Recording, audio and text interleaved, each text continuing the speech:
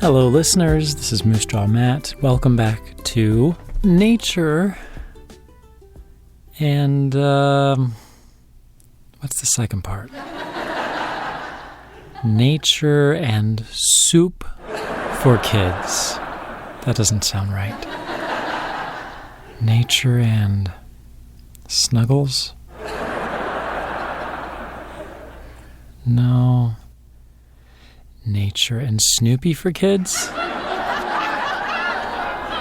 Something's missing. Science. Yes, nature and science for kids. Yeah, that sounds right. That rings a bell.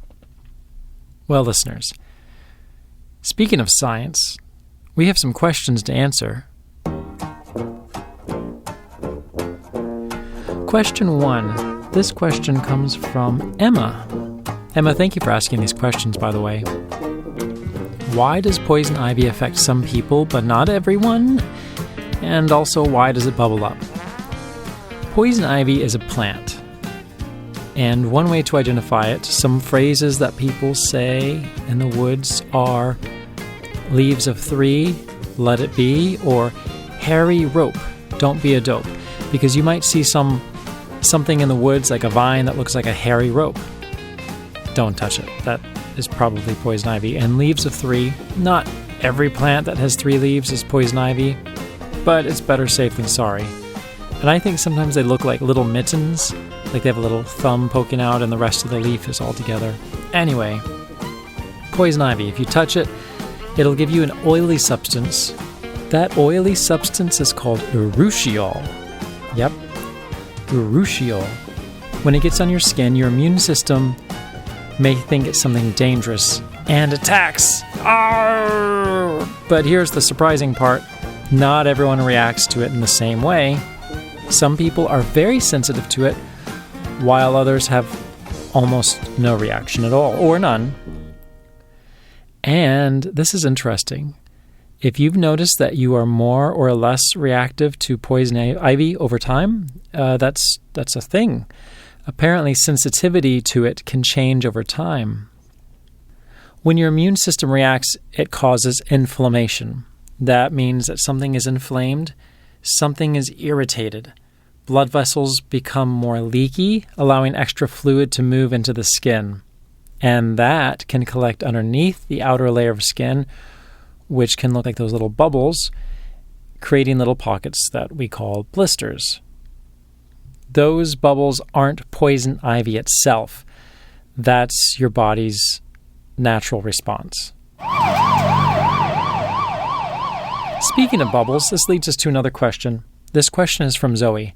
Zoe asked, how are bubbles formed? Well, if they're underneath your skin, it might be because of poison ivy, but normal bubbles, like water bubbles, fun bubbles, yeah, let's talk about those. A bubble is a thin layer of liquid, usually water mixed with something like soap. That sounds familiar. And it says surrounding a pocket of gas, in other words, air. Water molecules normally stick together tightly, but soap changes how those molecules behave. Instead of holding hands tightly, they hold hands a little more loosely, and they can stretch out more and get thinner. The molecules at the surface pull on each other, creating something called surface tension. That tension helps the liquid film hold its shape. The film naturally pulls itself into a round shape because a sphere uses the smallest amount of surface area to enclose a certain amount of air. That's the most efficient shape to be made. Yes, that's why bubbles are round. It would take more work, more surface area to create a square bubble. It doesn't happen.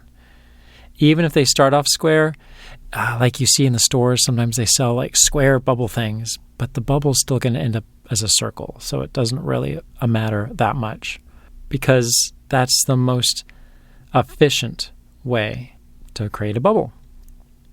Eventually, the liquid film becomes so thin that it breaks apart, the air escapes, and the bubble pops and disappears. And that might lead to some crying, which leads to our third question. Oh, what is the science of tears?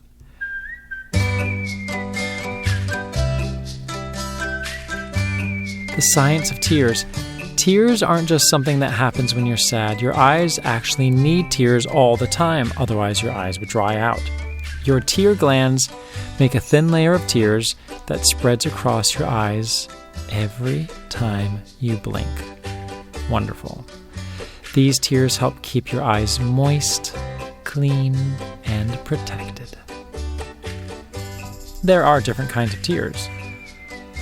Basal tears are always there, protecting your eyes.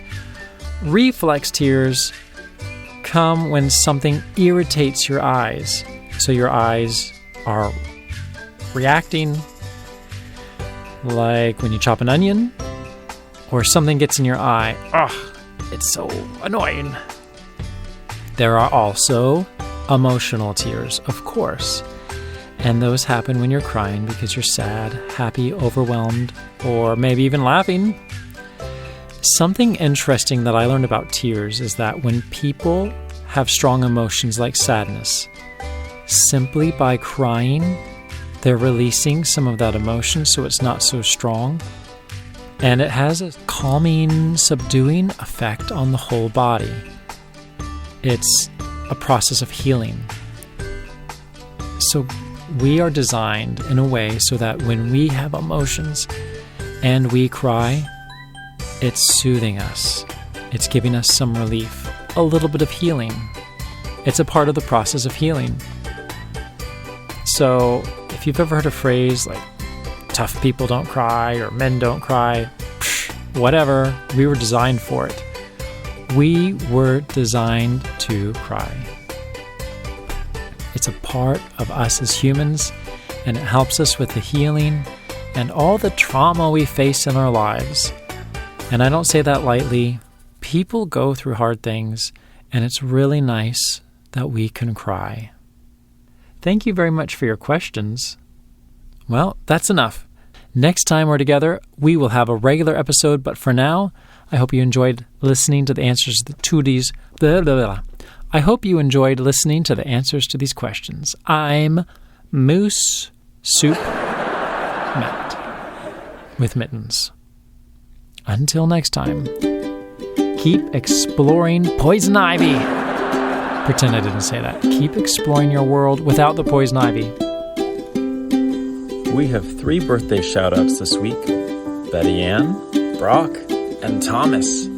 Thank you for celebrating here on the podcast with us. Woo-hoo!